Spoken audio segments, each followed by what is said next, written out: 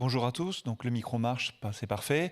Donc on va attaquer sans perdre trop de temps la première session, donc, qui est effectivement consacrée à l'appréhension du contexte dans un projet de recherche interventionnelle à santé des populations. L'idée c'était de faire discuter des acteurs de terrain, des chercheurs sur cette notion de contexte pour un petit peu planter le décor. Je vais vous expliquer la session. Il va y avoir une présentation, une introduction à cette session de 10 minutes par Chloé Amand à ma droite. Puis ensuite, il y aura une présentation succincte avec une diapo de chacune des interventions et un échange pendant 20 minutes. Donc, on va faire intervention par intervention selon un fil rouge qu'on a préparé à l'avance qui reprend 3 questions. Je reprendrai ces questions par la suite, mais qui ont permis à chacune des duos, à chacun des duos de pouvoir préparer leurs réflexions pour aujourd'hui. Donc sans perdre trop de temps, on va attaquer la présentation d'introduction par Chloé. Et donc je vais être le maître du temps. Donc pour essayer d'avoir un déjeuner, je vais être un peu strict. Donc 10 minutes. Ouais. Oui, bonjour Chloé Amand. Je me lève parce que assise, je me sens un peu affalée sur la scène. On pourrait parler de contexte, c'est pas évident comme contexte, la grande scène comme ça avec tous les gens qui vous regardent. Moi, je suis sociologue, je suis chercheur associé au laboratoire Triangle, mais j'ai travaillé pendant assez longtemps dans une IREPS, une grosse IREPS. Alors évidemment aussi, on est à l'IRESP. Mais on a aussi beaucoup travaillé dans les IREPS qui sont devenus promotion santé maintenant. Ouh, ça c'est violent. Alors effectivement, j'ai côtoyé beaucoup d'acteurs de terrain et d'acteurs ressources parce que j'avais énormément de collègues et de gens avec lesquels ils étaient en collaboration. Et effectivement, avec cette histoire de contexte, on s'y était confronté quand on avait essayé de faire une définition autour des données probantes et de ce que ça pouvait vouloir dire le contexte dans ce cadre-là. Et c'était très compliqué. Alors, est-ce que c'est un mot valise, un objet frontière, une boîte noire, un fourre-tout? J'opterais bien pour les poupées russes et effectivement, je vais vous présenter les choses du point de vue, aujourd'hui, plutôt des acteurs ressources et des acteurs de terrain. Il se trouve qu'en fait, la recherche interventionnelle elle-même est un système de partenariat qui va, effectivement, ne peut pas résoudre le problème tout seul. Donc, on va chercher à mettre un certain nombre de contributeurs autour de la table. C'est la définition du partenariat. Quand on n'y arrive pas tout seul, on va chercher des gens. Et on va avoir, donc, on va dire, les parties prenantes vont être évidemment les chercheurs, les acteurs, actrices ressources et les acteurs et actrices de terrain. Je les distingue un peu parce qu'ils n'ont pas exactement le même rôle dans cette démarche-là. Et puis, les décideurs, les décideuses qui, effectivement, eux aussi vont être les financeurs et qui vont fixer des grandes orientations du côté de la recherche interventionnelle. Chacun de ces acteurs va poursuivre un certain nombre d'intérêts qui leur sont propres. Et ça, c'est normal. C'est-à-dire que dans un partenariat, vous avez une visée collective, un objectif commun. Effectivement, tout le monde se met d'accord pour poursuivre cet objectif, mais chacun aussi a des intérêts propres. Et c'est quelque part, ce qui va faire que ça fonctionne, un partenariat, c'est qu'on respecte aussi ses intérêts spécifiques. Et c'est important, du coup, de les expliciter, que tout le monde soit d'accord sur les intérêts auxquels ils vont essayer de répondre, pour qu'on puisse respecter justement les intérêts de chacun. Alors, effectivement, le fait qu'il y ait des principes, les chercheurs vont chercher à mettre à jour des principes théoriques du côté des interventions. On a vu ce matin la dimension théorique des enjeux autour du contexte. Ils vont chercher à publier, c'est important parce que c'est ce qui va aussi faire progresser leur carrière d'un point de vue très individuel. Et puis, tout ça va avoir aussi à voir avec les financements pour leur recherche, parce qu'aujourd'hui, un chercheur, il est financé quand il est académique pour son poste, mais pas forcément pour les recherches qu'il veut engager, et qui vont demander des moyens supplémentaires. Et c'est important aussi de dire qu'il y a un enjeu autour des questions de financement.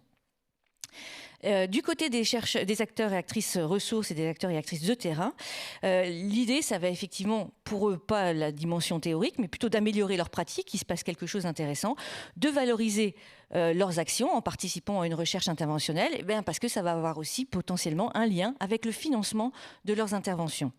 Et puis,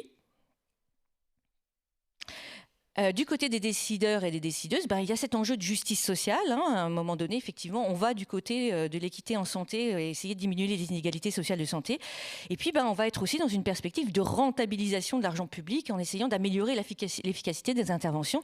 Et c'est une orientation qui est tout à fait respectable aussi. Donc, vous voyez, on a des intérêts qui vont être et vont évidemment pas forcément les mêmes et à respecter. Et puis, on n'a pas du tout mentionné ça ce matin, mais il y a aussi potentiellement la question des intérêts l'intérêt des populations et des publics dans cette affaire-là.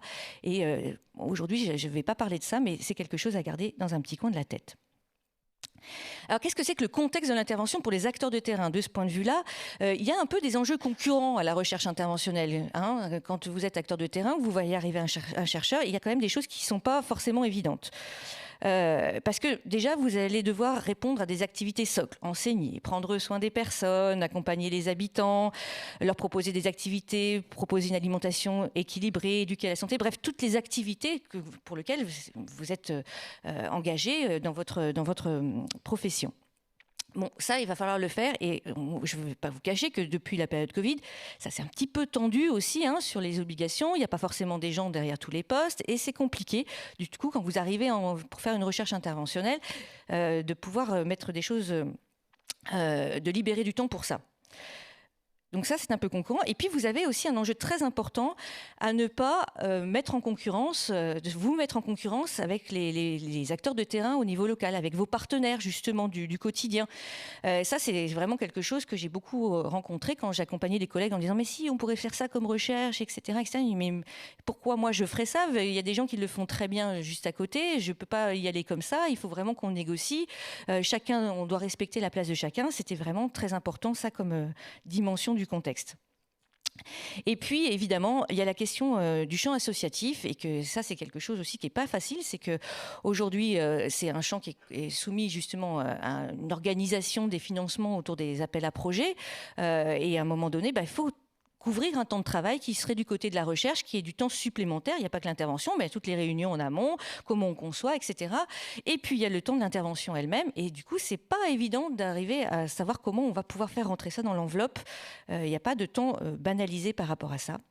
Et puis enfin, il y a cet enjeu de traitement équitable des populations qu'ils accompagnent, c'est-à-dire que si vous proposez de faire une intervention et puis un groupe témoin, qu'est-ce que va avoir le groupe témoin? Est-ce que décemment, quand on est acteur justement de la prévention, est-ce qu'on peut ne rien faire pour une partie de la population? Et ça, c'est vraiment un enjeu auquel il faut pouvoir répondre. Moins 2 minutes, ça veut dire que j'ai... Ah bon, ouf, merci. Je regarde pas. Bon.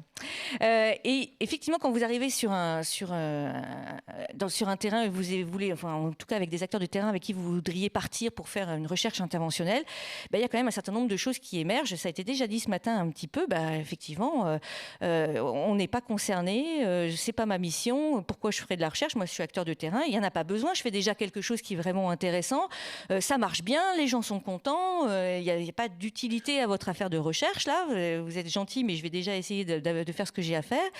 Et puis, ça impliquerait un certain nombre de changements, alors que je suis bien rodée dans mon affaire. Et puis, quelque part, s'il n'y a pas de soutien hiérarchique, écoutez, je vais faire ce que j'ai à faire, encore une fois. Et puis, il y a cette histoire aussi que, quelque part, ça va bouger les places avec les partenaires locaux. Et puis, comme je l'évoquais tout à l'heure, un manque de temps généralisé. Mais en même temps, en mettant en avant un certain nombre de choses, on va effectivement voir que ça peut amener à une amélioration des pratiques, ça peut amener à donner du sens justement à la pratique, ça peut amener une réflexivité, un apprentissage. Donc c'est un processus qui peut intéresser les personnes qui sont impliquées pour... les mobiliser et puis qui vont amener une forme de reconnaissance et de valorisation de l'activité qui est menée. Donc ça, c'est vraiment les éléments qui vont jouer dedans, dehors. Bon.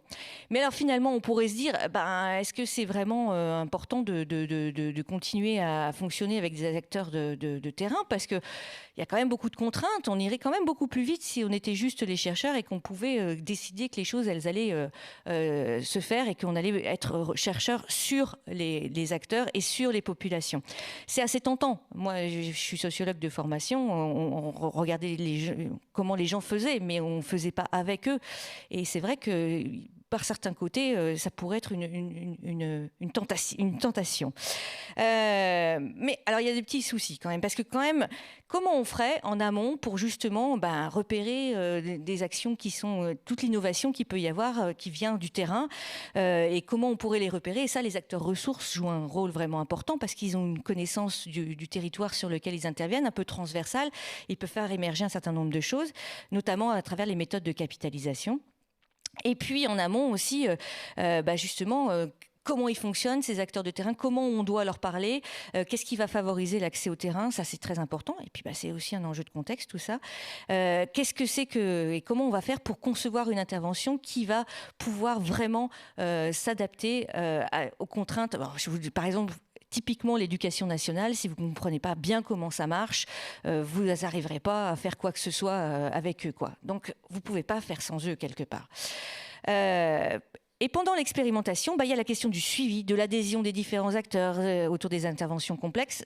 C'est qu'il faut relancer, relancer, etc. Et tout ça, c'est des enjeux de faisabilité qui sont loin, loin, loin d'être anecdotiques en recherche interventionnelle. Hop. Et après l'expérimentation, on pourrait se dire que quelque part, le chercheur va tout analyser, va regarder les principes, justement, les fonctions clés de l'intervention, les dimensions socles du contexte qui vont favoriser l'implémentation.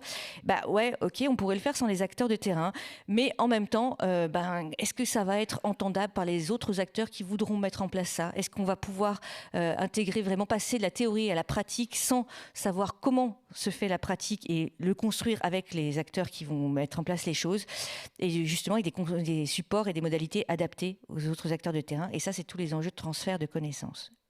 Il me reste presque rien.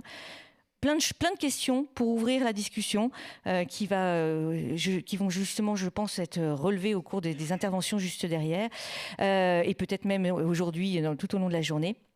Le partenariat de la recherche interventionnelle, c'est un contexte en soi, avec des enjeux et des intérêts, comme je l'ai montré, qui étaient un peu spécifiques. Comment on fait tenir ensemble ces différents acteurs qui peuvent avoir des choses convergentes, mais aussi des choses antagonistes, notamment la dimension économique de ces contextes, parce qu'effectivement, quand il y a une enveloppe qui est donnée pour la recherche interventionnelle, comment on se partage cette enveloppe-là entre les acteurs de terrain et les acteurs ressources et les chercheurs? C'est pas si simple que ça. Comment on négocie ça?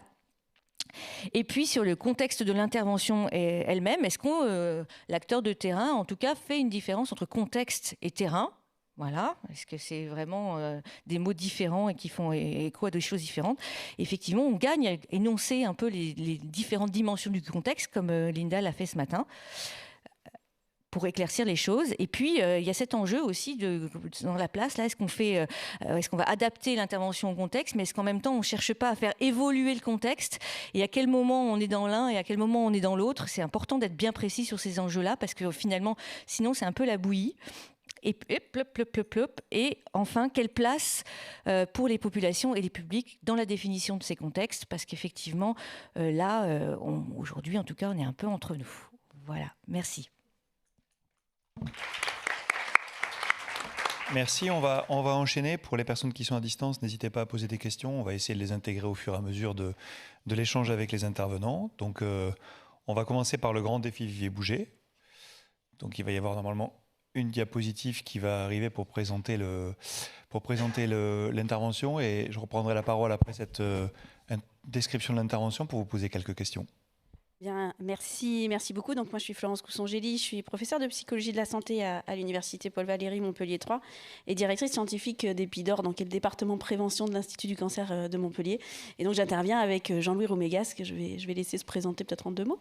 Oui, Jean-Louis Roumégas, donc moi je suis enseignant et responsable du centre de ressources en prévention santé de l'éducation nationale pour le département de l'Hérault et l'Académie de Montpellier. Et c'est peut-être le premier élément de contexte qu'il faut qu'on mette en avant, c'est que Epidor, c'est déjà un partenariat entre l'Institut du cancer et l'Académie de Montpellier, entre des chercheurs et des acteurs de terrain dès la conception même des outils. Alors, on va y revenir juste quand même 2 mots sur le projet, donc le grand défi Vivez Bouger. Donc, ça a été difficile quand même de faire une diapo pour résumer un projet qui existe depuis plus de 10 ans maintenant sur notre territoire, donc en Occitanie. Voilà, j'étais très contente d'entendre parler des contrats locaux de santé parce que c'est effectivement issu d'un contrat local de santé en fait. C'est à partir de là en fait qu'on a travaillé sur le grand défi Vivez Bouger. Le grand défi Vivez Bouger, c'est un programme de promotion de l'activité physique chez les enfants, donc qui est proposé à l'école primaire, donc pour les 6-11 ans. et qui est, voilà, l'idée c'était de proposer quelque chose, parce qu'effectivement la problématique de la sédentarité et du manque d'activité physique auprès des enfants, voilà, je ne vais pas vous faire une démonstration, tout le monde sait que c'est déjà en 2013, c'était pas très bon et ça s'améliore malheureusement pas beaucoup. Donc voilà, il y avait vraiment cette volonté au niveau de l'Agence régionale de santé, donc du contrat local de santé, et puis aussi d'Epidor, donc de développer un programme.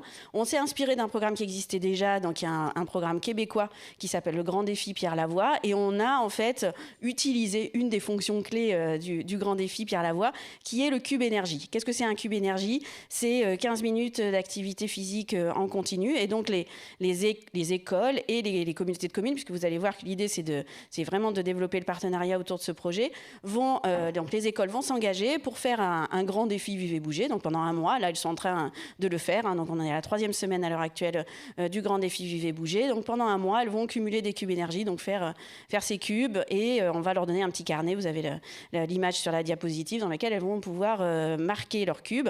Donc les enfants marquent les cubes. L'idée, c'était aussi d'impliquer les parents. Donc on a ajouté une règle au grand défi qui est que si l'enfant fait un cube énergie avec papa, maman, frère, sœur, et bien il va cumuler les cubes, il va compter en fait les cubes. Et donc voilà, chaque école, chaque enfant, chaque classe va noter des cubes énergie sur un site internet. Donc ça, c'est des outils qu'on a développés au fur et à mesure du projet. Vous voyez que donc au début, évidemment, c'était pas beaucoup, c'était autour de 500, 600 enfants qui ont participé. Et là, maintenant, on a un peu plus de 22 000 enfants qui participent tous les ans au Grand Défi Vivez Bouger. Au niveau de la recherche, en fait, on a été impliqué dès le départ. C'est-à-dire qu'on était vraiment dans la conception, finalement, de l'intervention. On l'a ancré sur une théorie psychosociale bien connue, qui est la théorie du comportement planifié. Bon, je pourrais rentrer dans le détail si vous le souhaitez, mais voilà, c'était l'idée effectivement, l'apport des chercheurs, c'était de travailler sur les contenus de l'intervention, tout en prenant en compte, évidemment, le contexte, que c'était en milieu scolaire, d'essayer aussi de prendre en compte les déterminants structuraux, donc l'environnement dans lequel évolue l'enfant, et donc vraiment de proposer un programme très communautaire avec une implication forte de tous les acteurs. Il y a une petite vidéo qui tourne, vous voyez, donc on a fêté les 10 ans du Grand Défi, on a fait cette petite vidéo pour que vous puissiez la regarder en même temps. Donc on a fait une première étude pilote pour tester l'efficacité du Grand Défi Vivez Bouger, qui a été financé par l'IRESP en 2014, et ensuite on a fait un essai randomisé contrôlé en cluster. Vous avez le résultat sur la diapositive. Donc voilà, schéma un peu classique de l'essai randomisé, donc pour tester vraiment l'efficacité, même si on a utilisé aussi d'autres indicateurs. Là, je vous ai mis que du coup sur la pratique d'activité physique, et donc vous voyez que on a des enfants qui, lorsqu'ils sont dans le groupe intervention, donc qui a bénéficié du Grand Défi Vivez Bouger, ont significativement augmenté leur pratique d'activité physique, puisqu'on passe à peu près de 58% des enfants qui atteignaient les recommandations internationales, qui sont de 1 heure d'activité physique par jour, à peu près 80% des enfants, donc au bout de 2 ans. Et on voit qu'il y a un effet cumulatif en fait du Grand Défi. C'est-à-dire, en fait, il faut maintenir le Grand Défi au fil du temps. Voilà pour la présentation du projet en 1 minute. Non, pas de 5. Donc, pour rentrer dans le vif du sujet sur le contexte, la première question qu'on avait envie de vous poser quand on a réfléchi à cette session, c'était vraiment une question très simple. Quelle est votre perception et votre définition du contexte en tant qu'acteur de terrain et en tant que chercheur? Et est-ce que cette perception a évolué au cours de la recherche interventionnelle que vous avez mise en place depuis des années?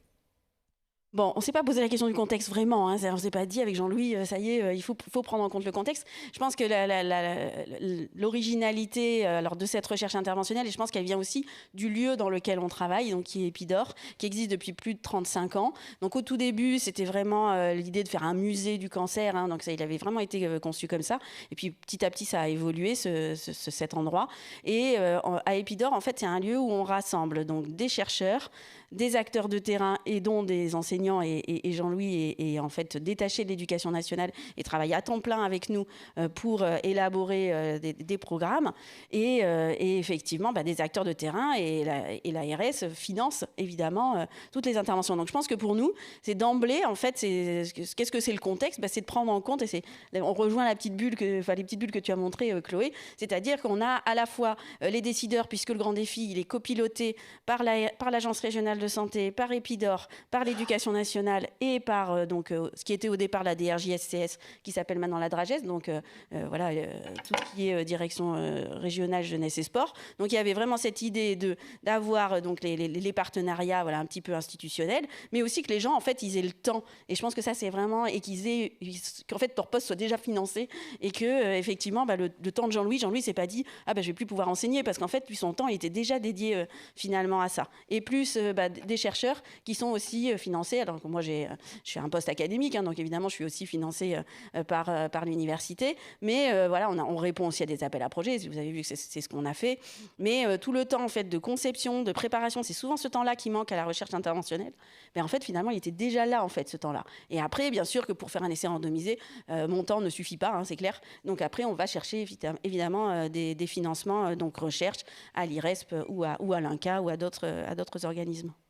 Oui, c'est ça. C'est-à-dire que, en fait, dans la conception de l'outil, on s'est posé tout de suite les questions de l'intégration dans ce milieu très compliqué de l'éducation nationale, dans lequel il est assez difficile d'agir, hein, c'est vrai. Et on voit d'autres programmes qui ont du mal à rentrer, ne serait-ce qu'en nombre d'enfants touchés ou d'enseignants touchés.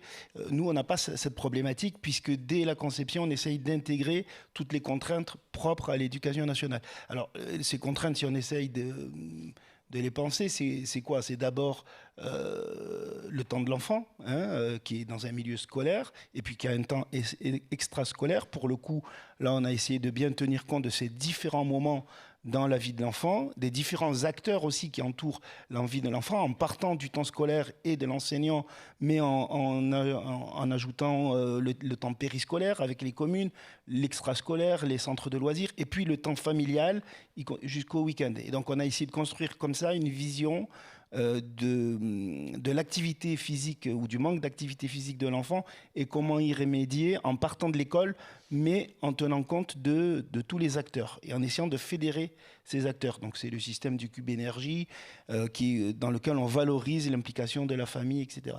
Le contexte, c'était aussi comment les enseignants acceptent de se saisir de cet outil.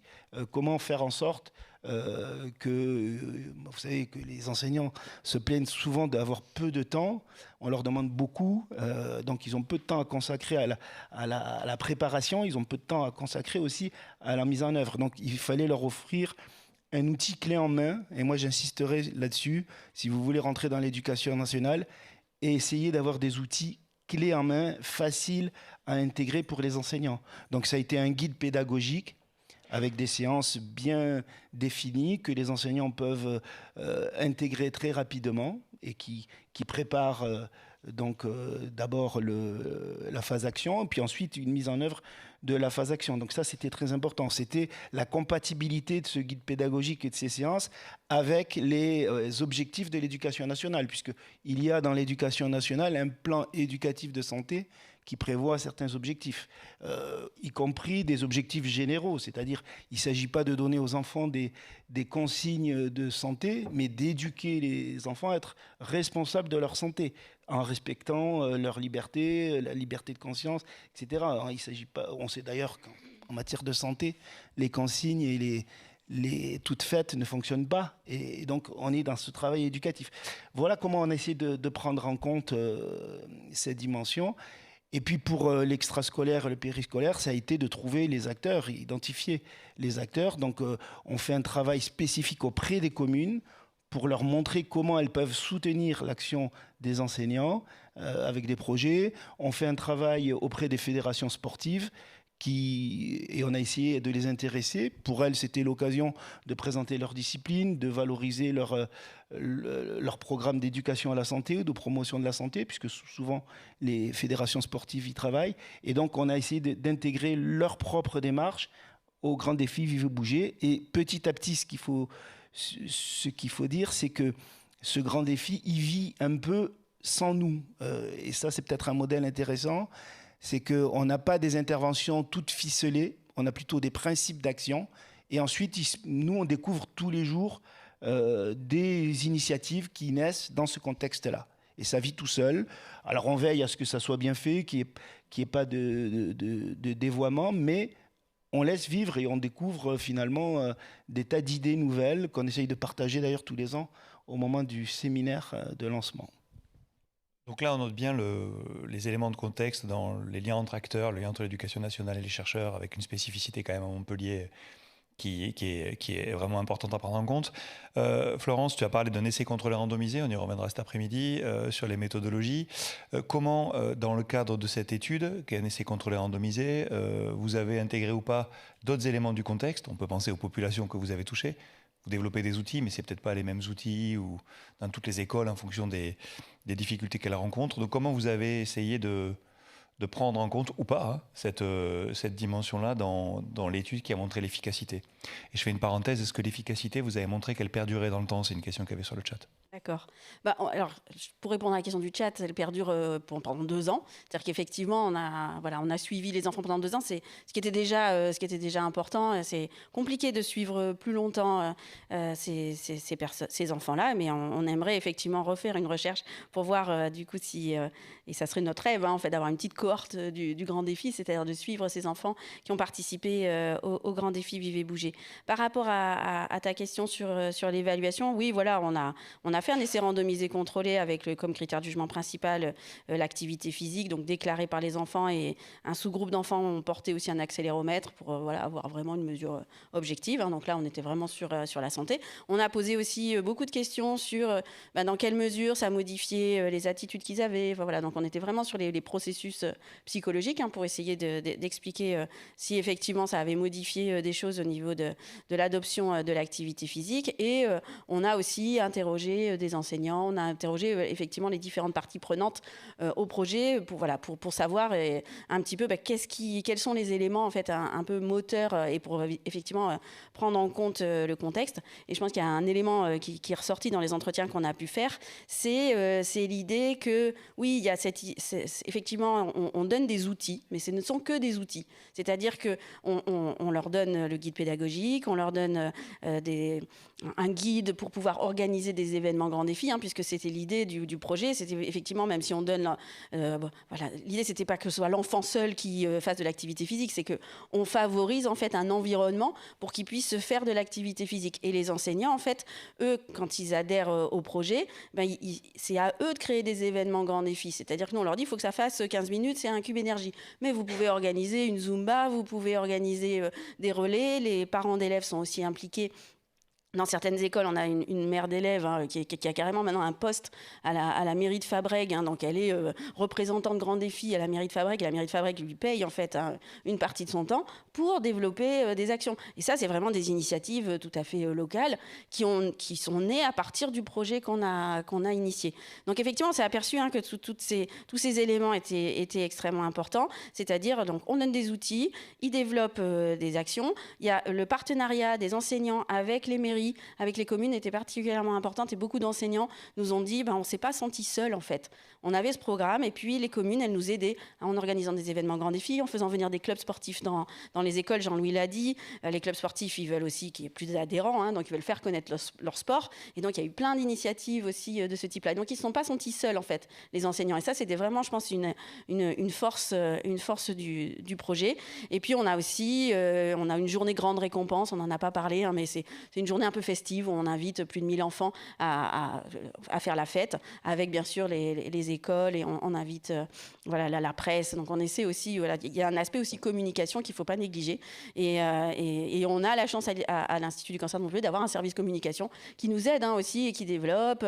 On a le ministre de la Santé qui est venu la semaine dernière. Évidemment, on lui a remis un petit dossier Grand Défi Vivez Bouger, parce que nous, ce qu'on aimerait maintenant, c'est que ça se déploie en fait. C'est-à-dire que on a un projet qui fonctionne, qui marche depuis plus de 10 ans. Alors c'est vrai qu'on a ce partenariat très fort avec l'Éducation nationale, qui est peut-être le contexte un peu local de l'Académie de Montpellier, mais on touche les 5 départements de l'Académie. Maintenant, on commence à aller vers l'Académie de Toulouse au niveau du rectorat. Donc on sait qu'il y a quelques freins par rapport à ce temps, parce qu'en fait, globalement, c'est surtout ça, en fait. C'est le temps que... Jean-Louis, le poste de Jean-Louis, c'est un peu aussi... il est unique en France. Il n'y a pas d'autres équivalences dans d'autres rectorats. Mais bon, je suis sûre qu'on peut trouver d'autres moyens pour missionner des personnes au niveau de l'éducation nationale. Donc, ce que je note, c'est que vous avez quand même un cadre qui a été défini, mais qu'après, il y a une vraie liberté qui est laissée aux acteurs et aux différentes écoles pour pouvoir implémenter. En gros, je caricature, il y a le cube énergie, mais après, ce cube énergie, ils peuvent l'adapter, le construire comme ils le souhaitent. Donc ça semble être un point important. Et juste pour finir, la dernière question qu'on se posait, c'est que vous avez maintenant beaucoup d'expérience sur cette intervention. Quel élément vous n'aviez pas anticipé au début, vous n'aviez pas imaginé important au début, et qui est maintenant devenu quelque chose de fondamental et que vous avez découvert comme étant en prendre en considération? Ou est-ce que finalement, aucune surprise, vous aviez anticipé les éléments du contexte fondamentaux dès le départ à prendre en compte? C'est pas simple, hein? Non, c'est pas facile comme question. Je pense que l'élément un peu fondamental qu'on n'avait peut-être pas forcément anticipé, c'est effectivement l'appropriation que les acteurs ont pu faire et ce partenariat entre les communes, les clubs sportifs. Les clubs sportifs, on ne pensait pas que ça allait effectivement. Au départ, c'était vraiment quelque chose qui était l'enseignant et le temps scolaire. La participation des parents aussi, pour nous, c'était quelque chose d'extrêmement important. On avait essayé, ça c'est peut-être la partie qui marche un petit peu moins bien, c'est on a des parrains, marraines sportifs de haut niveau pour donner un peu des modèles aux enfants. Bon, ça c'est un peu plus compliqué à mobiliser. Les carrières sportives sont quand même très courtes aussi, donc on est sans arrêt en train de changer de parrain et de marraine du grand défi Vivez Bouger. Je ne sais pas si tu as... Moi, je dirais aussi qu'il y a parfois on a un peu peur du succès, c'est-à-dire qu'il y a des acteurs qui veulent s'emparer de l'outil sans respecter réellement le cadre qu'on a donné. Et ça, ça nous pose problème. Donc, on essaye de cadrer ça. Par exemple, vous avez des endroits où les écoles ne participent pas, mais où il y a des acteurs socio-éducatifs, des centres de loisirs, des maisons de sport santé, qui veulent se saisir de l'outil. Et donc, là, il faut adapter parce qu'on veille à ce que ça ne soit pas dévoyé, notamment à ce que les impératifs éducatifs soient respectés. Il s'agit de donner conscience à l'enfant de son niveau d'activité physique, d'augmenter son intention de faire de l'activité physique et de l'aider à planifier. C'est tout. Mais il ne s'agit pas de faire non plus un programme d'activité physique. Il ne s'agit pas de faire le programme d'EPS. Voilà. Enfin, on a été confronté, par exemple, à l'objectif des 30 minutes qui a été lancé avec l'année olympique. Qui était fait 30 minutes de sport tous les jours. Nous, on a dit non, mais le GDVB, c'est pas ça. Nous, on veut agir sur les déterminants de l'activité physique. Il ne s'agit pas de proposer un programme d'activité physique au quotidien. Donc, c'est difficile à expliquer ça parce que les gens ont tendance à faire des raccourcis. Donc, le principal enjeu, c'est celui-là, de ne pas perdre, avec le succès de l'opération, de ne pas perdre finalement son efficacité et son intérêt, et puis même les moyens de l'évaluation à ce moment-là, parce que ça ne serait plus possible. On voit le côté de devoir échapper, entre guillemets, ou devoir modifier après complètement l'intervention. Il reste 48 secondes, donc je pense vraiment que vous avez vraiment joué le jeu. On voit bien les quelques éléments qu'on va pouvoir discuter ensemble toute la journée. Et donc, pour ne pas perdre trop de temps, peut-être qu'on peut enchaîner avec l'intervention suivante. Et comme ça, après, on pourra aussi échanger tous ensemble. Donc, Chloé, je te laisse. Le temps que les diapos arrivent. Donc, sur le chat, n'hésitez pas. Si vous avez des questions, et dans la salle, gardez-les. On pourra échanger à la fin. Bonjour. Bonjour.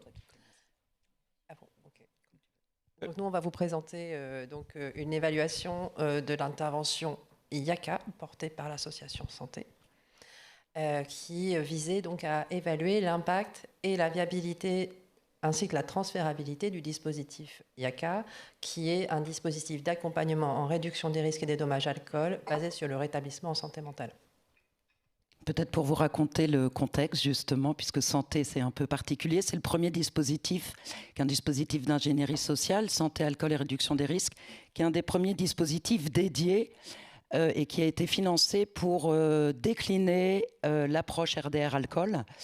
Donc la réduction des risques, vous la connaissez bien, c'est une politique de santé publique, c'est un concept, mais concernant son application à la consommation d'alcool, ça n'avait pas encore été élaboré. Donc la méthode IACA, c'est une méthode d'accompagnement individuel qui propose une offre de soins aux personnes qui se retrouvent en difficulté avec leur consommation d'alcool et qui n'a pas comme première intention l'arrêt des consommations. Et ça, c'est un peu particulier.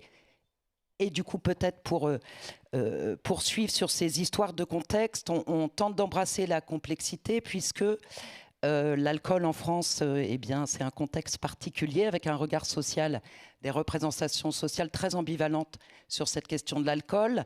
On intervient, nous également, dans le contexte de vie des personnes, donc toujours très singulier, avec des pratiques de consommation qui sont bien sûr singulières et une diversité de risques qui le sont aussi.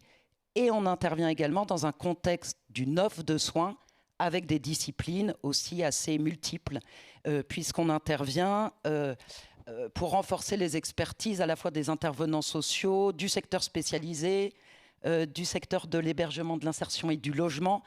Enfin, en tout cas, partout où la consommation d'alcool a lieu, ce qui veut dire en France, vous l'imaginez bien, un peu partout. Peut-être pour rappel, en France, il y a 41 000 décès par an, donc il y a un enjeu majeur de santé publique. Et il nous semble, nous, que la réduction des risques est une des réponses possibles. Juste pour encore rapidement rappeler le contexte, historiquement, les personnes qui sont en difficulté ont l'habitude de se tourner vers le soin de manière très tardive. Et quand les situations se sont aggravées, le postulat de la réduction des risques, c'est de regarder dans la dimension sociale de la vie où les risques apparaissent en premier. On ne va pas attendre l'apparition d'une maladie ou d'une dépendance, mais on va tenter de construire une offre de soins en intervention précoce qui va prendre en considération tous les risques bio-psychosociaux. Il y a un héritage médical qui est la première offre qui a été construite et il y a un gros enjeu aujourd'hui en termes de santé sociale, de santé psychosociale, couvre, en tout cas comme champ, la réduction des risques alcool. Pour résumer. Pour ce qui est de l'étude, donc c'était une étude qui est intervenue adossée au déploiement de l'intervention IACA dans différents centres, en Nouvelle-Aquitaine et en PACA. Donc l'étude visait à renseigner la viabilité de cette intervention dans d'autres structure que la maison mère dans laquelle elle a été créée, qui est Santé, qui a un fonctionnement propre et un contexte particulier, totalement... L'intervention est totalement adaptée, elle colle totalement au contexte de l'association Santé. Et votre travail a été de la modaliser pour qu'elle soit déployable dans d'autres centres. Et donc nous, notre étude, qui était une étude mixte, donc quantitative et qualitative, a essayé donc de renseigner ce transfert dans ces 10 centres en mesurant donc l'efficacité, mais aussi la viabilité et la transférabilité de ce dispositif. Merci. Donc, en tout cas, vous voyez que ça se complète, les interventions. Là, on est dans une intervention où là, effectivement, on commence à transférer, on teste le transfert. Et donc, je vais reprendre les mêmes questions, les mêmes idées de questions que précédemment. Vraiment, au tout départ, qu'est-ce que ça évoque pour vous deux, la notion de contexte quand on fait de la recherche interventionnelle et finalement, est-ce que ça a évolué au cours du temps pour chacune d'entre vous, cette notion de contexte ? Alors, juste nous, c'est une méthode d'intervention qui est née sur le terrain avec un grand souci du contexte et de ce que vivaient les personnes.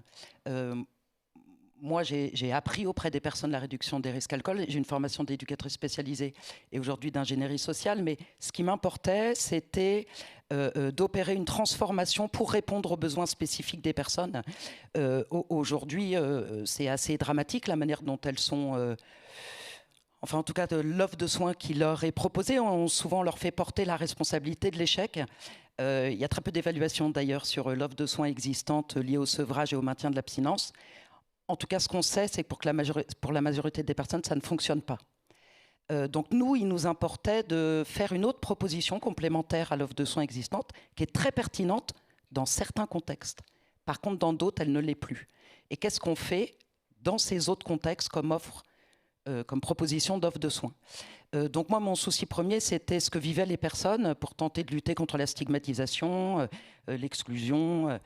Ensuite, on a été obligé de créer un contexte très particulier et l'association Santé est née de ça, puisqu'on s'était aperçu dans différents champs, le champ spécialisé addicto et le champ qui m'occupait moi, qui était l'insertion par le logement, et que rien ne pourrait émerger en termes d'innovation d'une nouvelle offre à faire aux personnes. Donc on a créé un nouveau contexte pour faire émerger cette offre.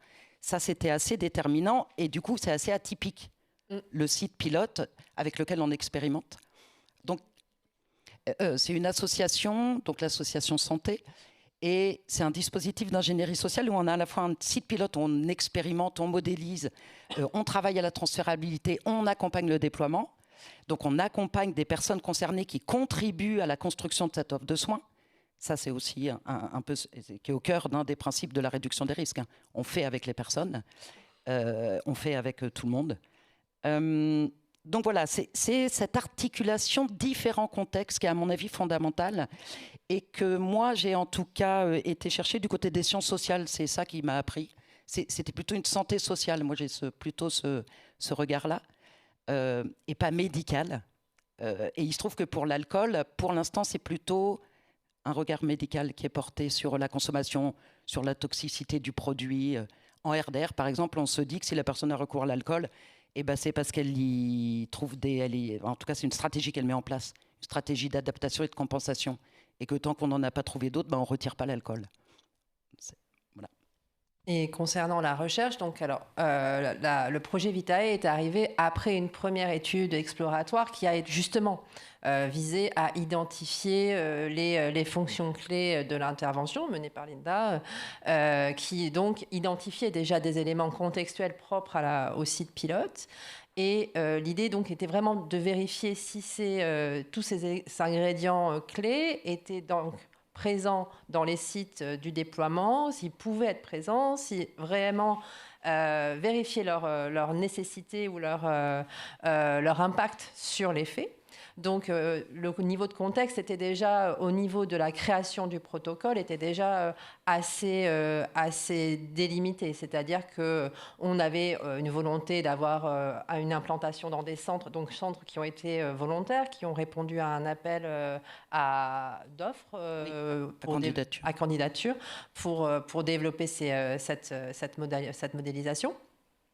Et donc, effectivement, le contexte était déjà présent dans le protocole de l'étude à différents niveaux. Donc, on avait souhaité une variation des différents types, donc hébergement, centres spécialisés. La répartition aussi était contextuelle, territoriale, était aussi en rural, en urbain. Il y avait quand même une volonté de diversification dès le protocole des contextes qui étaient là, qui étaient présentes. Donc effectivement, pour nous, la vision du contexte, elle est déjà multiple en fait, dès l'origine de l'étude. Et c'est une étude qu'on a construite ensemble finalement. Ouais, c'est ça. Je me permets juste de rebondir là-dessus. La construction de ce contexte-là dans l'intervention, ça a été co-construit entre chercheurs, acteurs de terrain. Ces éléments qu'il fallait, les hébergements, les différents éléments de contexte qu'il vous fallait étudier.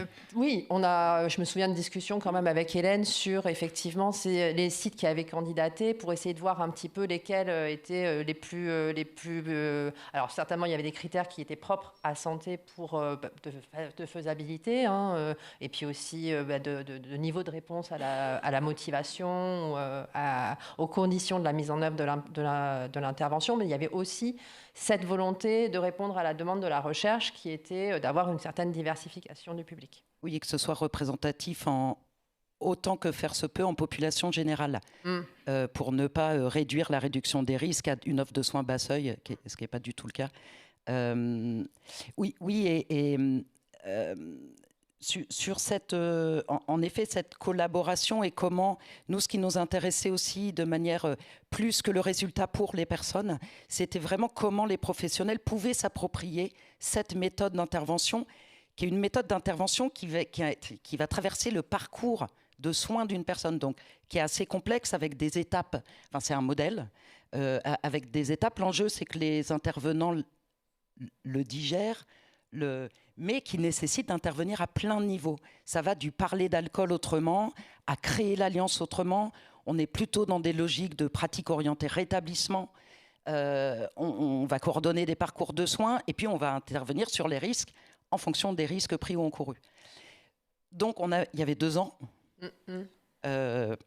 On s'est aperçu qu'en 2 ans, vous imaginez bien qu'au regard de la complexité, donc il y a des avancées et notre secteur est en transformation aussi. Donc il y a un gros enjeu de renforcement des expertises des professionnels. C'est ce que vous avez observé et tenté d'évaluer, c'est comment des professionnels vont renforcer leur expertise sur la question des consommations d'alcool. Mais on part de loin. puisque l'alcool c'est tabou en France et que c'est très compliqué de parler des consommations d'alcool. Et pas que pour les gens qui consomment. Souvent on dit que ce sont les gens qui consomment, qui ne parviennent pas, qui sont dans le déni, c'est une des représentations qu'on peut avoir. Non, il y a des gros enjeux et c'est pour ça que c'est très important pour nous. Il y a Éline Serme et Lisbeth qui ont travaillé à différents moments. Et pour nous, c'est important d'avoir des chercheurs avec nous pour tenter de valider. Alors après, c'est très complexe, hein, on fait la preuve de rien. Mais c'est une vraie question. C'est une approche innovante, émergente, inspirante. On en est tout au début de l'histoire sur la RDR alcool et comment des chercheurs vont nous aider aussi à renforcer. Et pour nous, c'était très important d'avoir ce relais-là. Je crois qu'on est plus fort à plusieurs, et dans différents champs. Nous, on est convaincus, mais il va falloir que ça soit approuvé. Je pense que c'est un bon point de transition. Je ne suis pas sûr que vous ne montrez rien. Vous avez parlé de fonctions clés. Je ne suis pas sûr que c'est des termes qu'on utilise dans notre monde.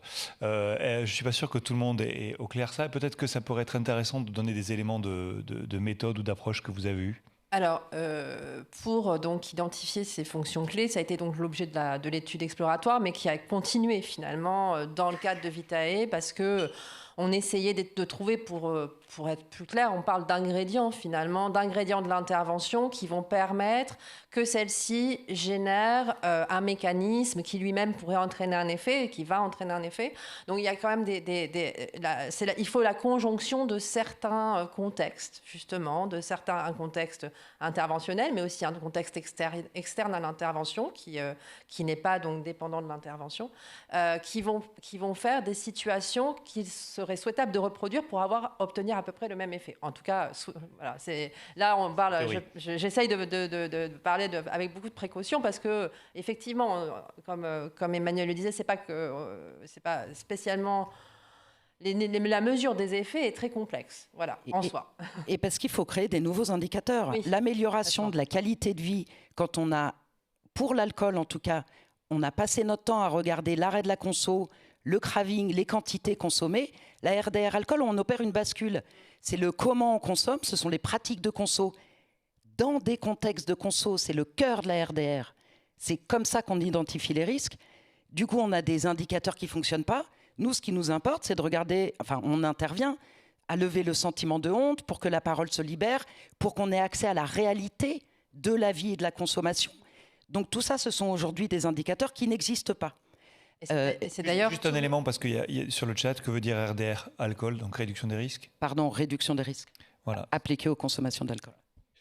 Et d'ailleurs, c'est tout l'enjeu de la recherche. Ça a été donc certes, on avait un volet quantitatif qui est visé à mesurer de façon standardisée l'effet de l'intervention auprès des usagers, qui a eu beaucoup de difficultés pour différentes raisons, parce que comme tu le disais très, très justement, c'était certainement pas les outils les plus adaptés à la situation où on en était aussi du déploiement et de la mise en œuvre de l'intervention.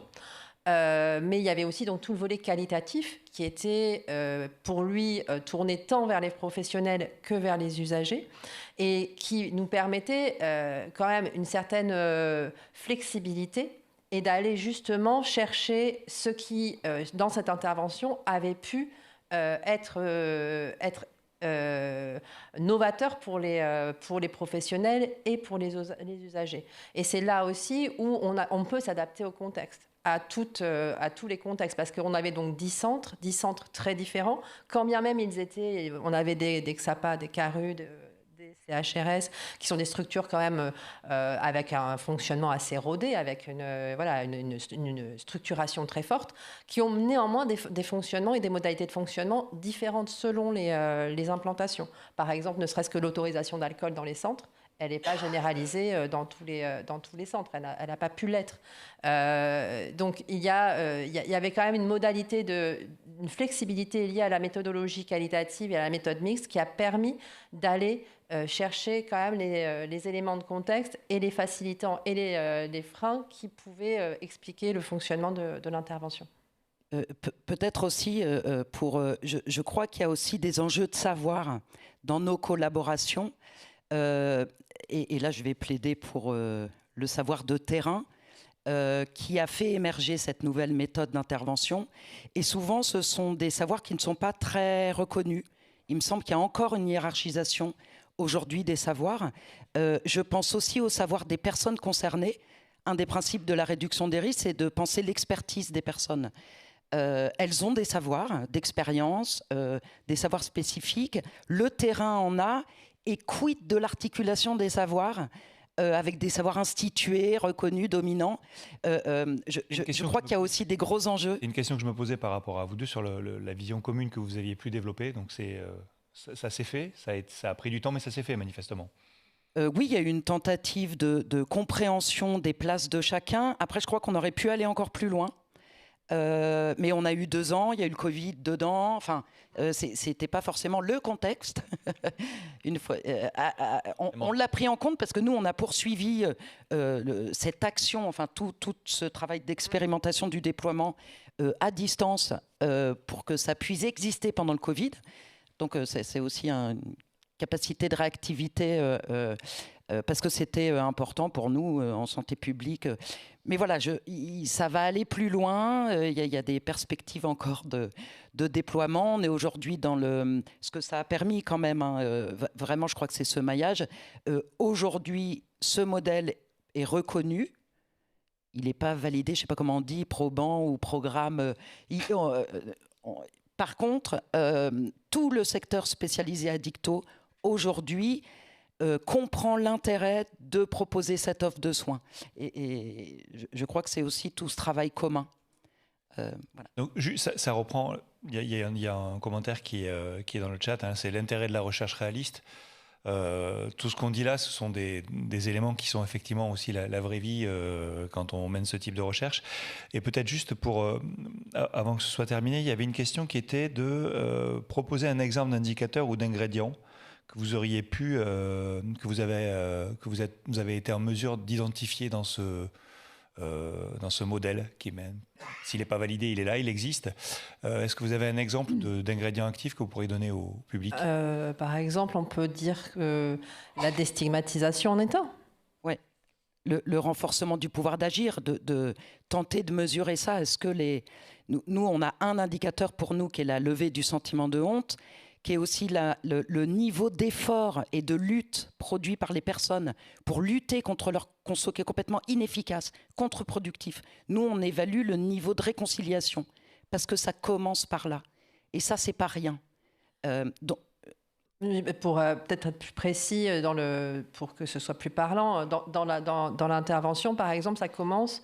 La formation débute par des façons de parler que l'on peut employer en tant que professionnel ou en tant que citoyen lambda par rapport à des situations d'usagers et des terminologies qui sont employées, qui sont stigmatisantes sans forcément vouloir l'être, et pour essayer de renverser la vision. Et ça, c'est en ça que, déjà en soi, tant chez les professionnels que chez les usagers, c'est un élément qui est retrouvé, qui se retrouve dans le témoignage de ces personnes. Et c'est très pratico-pratique. Non, bien sûr. Et donc, là, je crois qu'on voit bien l'exemple. Communication non stigmatisante, c'est un ingrédient. Et ça doit se retrouver, quels que soient les centres ou les contextes dans lesquels vous avez développé l'intervention. Je pense que c'était un exemple bien visible. Et même en santé publique, de manière générale, enfin, on pourrait faire cette proposition. Hein. L'addictologie, considérer qu'une personne est addicte, on regarde la personne en creux et dans ce qu'elle ne sait plus faire, elle aurait perdu la liberté de s'abstenir. On pourrait parler de santé des consommations.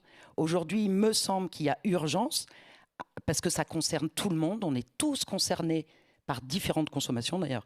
Et la consommation d'alcool est assez, en population générale, majeure. Merci. Il reste 4 secondes, on va passer à une autre consommation, cette fois-ci celle du tabac. Donc c'était une transition qui était parfaite. Donc on va passer à l'intervention suivante, donc sur Prodef Campus. Donc là, pareil, on vous laisse présenter l'intervention et puis on vous posera des questions. Merci beaucoup. Merci, bonjour à tous et à toutes. Merci pour cette invitation et nous donner l'opportunité de parler de ce projet institutionnel de l'École des hautes études en santé publique qui est le campus sans tabac. Quelques mots de présentation, puis ensuite on vous parlera de ce projet ProDev Campus qui est en lien avec la mise en place du campus Sans Tabac de l'École des hautes études en santé publique. Donc moi je suis Karine Galopel-Morvan, professeure des universités en marketing social donc à l'EHESP. J'évoque le marketing social, ce n'est pas un champ disciplinaire en soi au niveau académique, mais c'est parce que vous allez comprendre que ça a servi aussi à la mise en place de ce projet, parce que je ne suis pas du tout experte à la base sur tout ce qui est intervention de ce type. J'ai été impliquée dans ce projet parce que mes champs de recherche portent sur les comportements de prévention du tabac et de l'alcool, en particulier la prise en compte des déterminants commerciaux de la santé et tout ce qui est mécanisme de persuasion par rapport à des messages de prévention type avertissement sanitaire sur les bouteilles d'alcool ou de tabac par exemple. Et donc évidemment, vu mes sujets, j'ai été impliquée dans le projet institutionnel de l'EHESP de mettre en place un campus sans tabac qui a été initié en 2015. Et j'ai fait partie, à titre de charge institutionnelle classique qu'on peut avoir en étant enseignant-chercheur dans une université ou un lieu d'enseignement supérieur. J'ai été impliquée dans cette aventure et c'est un peu une manière inversée par rapport à ce qui était décrit tout à l'heure par Florence, c'est-à-dire que j'ai pas du tout mis de la recherche là-dedans au départ, c'est après qu'elle est venue. Donc on a d'abord fait l'intervention, mais on vous expliquera ça tout à l'heure. Donc je laisse la parole à Marie pour qu'elle se présente. Donc moi je suis Marie-Hélène Renaud, je suis la directrice des ressources humaines de l'école. Et bien quand j'ai été recrutée, ça faisait partie de ma fiche de poste. L'objectif était clair, fixé par le directeur de l'EHESP, médecin de santé publique, école de santé publique, donc un objectif, un campus sans tabac. Donc j'ai rejoint cette aventure un an après son début, et puis j'y suis encore, et maintenant ça fait donc 8 ans que l'on chemine et que l'on persévère et qu'on est fiers de nous, parce qu'on l'a réussi ce campus sans tabac, quoi. Donc on va vous expliquer un petit peu plus précisément la manière dont on a procédé et puis ce qu'on voudrait transmettre, ce qu'on voudrait apporter comme aide aux établissements qui veulent se lancer. Et puis comment, en effet, comme l'a dit Karine, on est parti d'un projet de campus sans tabac et puis on a embarqué de la recherche et de la transférabilité. Diapo, j'imagine ? Oui. De passer. Je sais pas, ouais, peut-être que. Voilà, on va le faire. On va appuyer. Normalement, ça devrait. Hop là. Bon, c'est celle-là ? Oui, c'est celle-là. Parfait. On va lancer tout à l'heure normalement une vidéo. Oui, alors donc si vous voulez, en 2 mots, parce que c'est pas simple de tout décrire, mais ça a commencé en 2015 sous l'initiative du directeur de l'époque, Laurent Chambaud, qui voulait de manière assez évidente montrer l'exemple et être un lieu d'exemplarité au niveau de l'EHESP en passant en campus sans tabac. Il faut savoir que c'est un dispositif qui existe beaucoup dans un grand nombre de pays, notamment anglo-saxons, aux États-Unis, Canada, Australie, Nouvelle-Zélande. La plupart des universités sont campus sans tabac. Ça veut dire qu'on ne peut pas fumer évidemment à l'intérieur, ça on l'a déjà depuis longtemps en France, mais on ne peut pas non plus fumer à l'extérieur du campus. C'est la définition, en tout cas restreinte. On peut aussi intégrer le vapotage dans cette interdiction. Donc on a mis 3 ans à tester, et encore une fois, donc moi j'ai été impliquée dans le groupe de travail, c'était pas un copil à l'époque, c'était un groupe de travail où on tâtonnait pour déployer cette intervention, l'expérimenter. Alors, au départ on a mis des zones, on a seulement où on pouvait fumer. Ensuite on s'est bien sûr appuyé sur le mois sans tabac qui nous a été aussi d'une grande aide pour faire parler du tabac au niveau de l'EHESP. On a mis en place des études exploratoires. Alors c'est là où justement ma discipline m'a aidé de prendre en compte le contexte, puisqu'on est là-dedans, parce qu'en marketing social, la base, c'est vraiment de partir des individus qui vont être concernés par l'intervention. Et donc on a commencé par faire des enquêtes et des études exploratoires qualitatives, quantitatives, etc., etc. On a regardé ce qui se passait sur le campus en soi, comment les gens fumaient, dans quel contexte, où, pourquoi, bref. Et ensuite, on a essayé de déployer le projet à partir de ce qu'on avait sorti de ces études exploratoires. Et puis aussi, parce que même si j'étais pas là au titre de chercheur, au début en tout cas, j'ai quand même un petit peu ce réflexe est-ADN. J'ai forcément regardé ce qui se passait un petit peu dans la littérature. Alors au départ, la littérature grise, parce qu'on n'avait pas forcément beaucoup le temps d'aller plus au-delà. Il y a beaucoup de guides pratiques en fait, qui sont proposés au niveau des États-Unis, notamment pour aider les universités à passer un campus sans tabac. Vous savez, ces guides très pragmatiques que les anglo-saxons savent très bien faire. Donc on s'est un peu inspiré de ça pour mettre en place le dispositif qui va vous être décrit dans la petite diapo et ensuite adapté, que Marie va vous expliquer. Et c'est après, en fait, donc le campus sans tabac tel qu'il est aujourd'hui, c'est-à-dire où on ne peut pas fumer nulle part, à l'intérieur-extérieur, il n'y a pas de zone à l'intérieur. Voilà, c'est arrivé le 31 mai 2018. Et c'est à partir de là que je me suis dit, avec d'autres collègues, c'est quand même dommage parce qu'on a passé beaucoup de temps. Franchement, on a eu plein de réunions, plein d'échanges. Moi, j'étais aussi très frustrée de ne pas avoir pu investiguer un peu plus la littérature scientifique qui, quand même, est très vaste sur le sujet des campus sans tabac, parce qu'il y a au moins une centaine de publications qui a été... jusque-là, qui a été publié. Donc, en fait, j'ai eu l'idée de déposer un projet à l'INCa qui avait pour objectif, justement, de prendre en considération notre expérience, de l'enrichir de la littérature scientifique et de proposer, en fait, des outils, des toolkits, des outils prêts à l'emploi, si je puis dire, que les autres lieux d'enseignement supérieur pourraient utiliser pour passer un campus sans tabac et donc, par rapport à nous, gagner du temps. Gagner du temps d'une part et en plus s'appuyer sur la littérature scientifique et sur l'expérience de l'HESP. Donc voilà où on en est aujourd'hui. On a trouvé 2 ou 3 partenaires, notamment des universités de médecine qui vont, ou des campus santé, qui vont déployer un campus sans tabac tel qu'on le propose. Et donc on vient d'ouvrir un site internet qui propose un certain nombre d'outils. Il n'est pas encore complet, mais voilà, on a voulu l'ouvrir même sans qu'il soit complet pour le moment.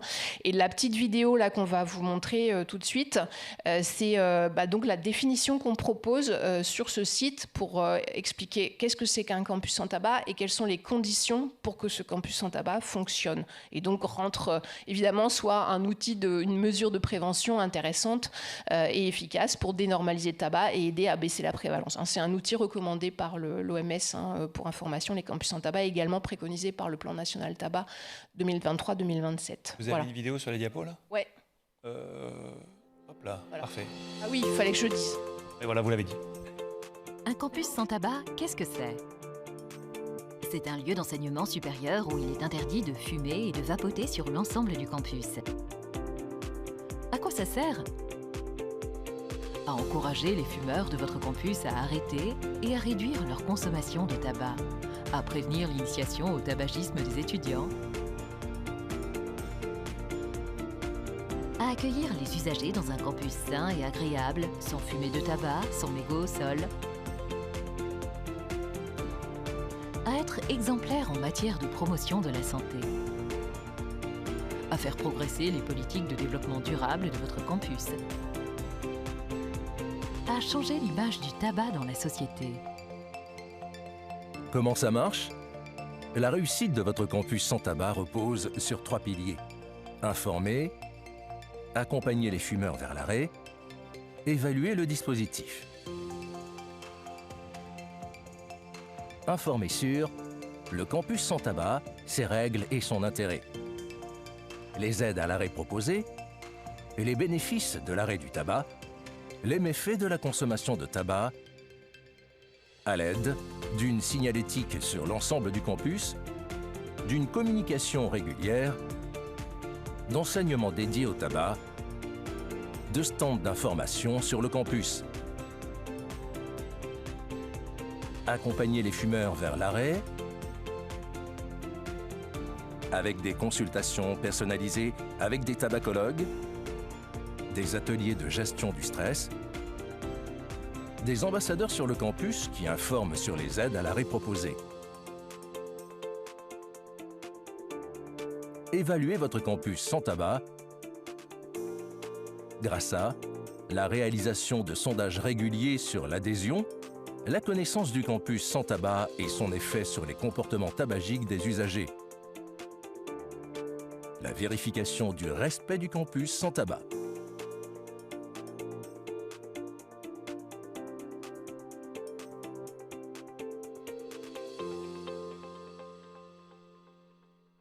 Vous posez une question après cette vidéo. Je trouve qu'on a une première présentation dans laquelle il y a un cadre avec une adaptation qui est possible par les écoles. Une deuxième où on est vraiment parti de quelque chose de spécifique, vous avez utilisé ce terme. Là, quand je vois cette vidéo, je me dis que c'est quelque chose de cadré, un peu clé en main. Comment vous avez intégré les dimensions de contexte ou pas dans le déploiement de l'intervention aujourd'hui? Je vous laisse ou j'y vais? Alors déjà, à la base, comme je vous le disais, on a commencé par interroger les personnes, les usagers du campus. Ça a été vraiment un temps assez long. Donc là, vous prévoyez de le faire dans les nouvelles universités qui voudraient développer?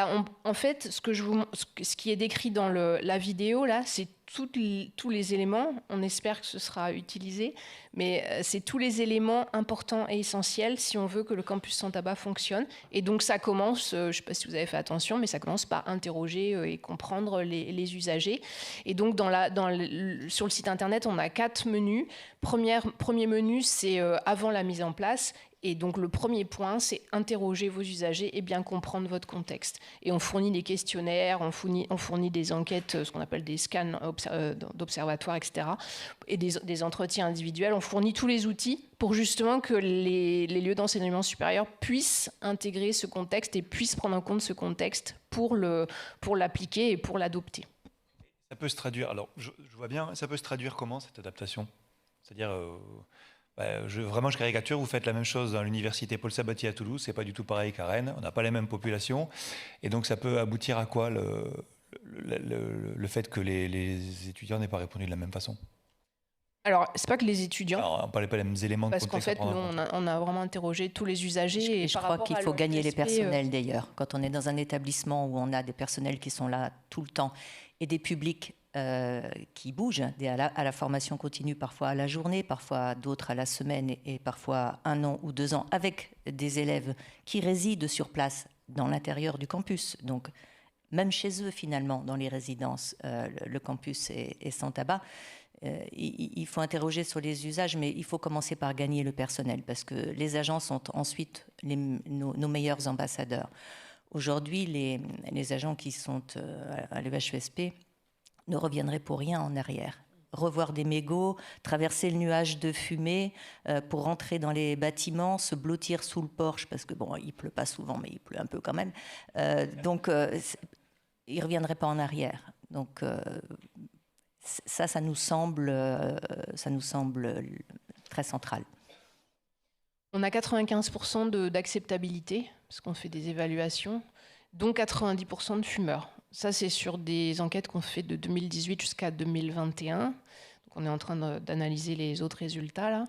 Et alors aussi, pour répondre à votre question, en fait, dans le projet financé par l'INCa, ce qu'on a proposé, c'est de faire des entretiens auprès de tous les doyens et doyennes de fac de médecine, donc avec une doctorante qui est présente dans la salle.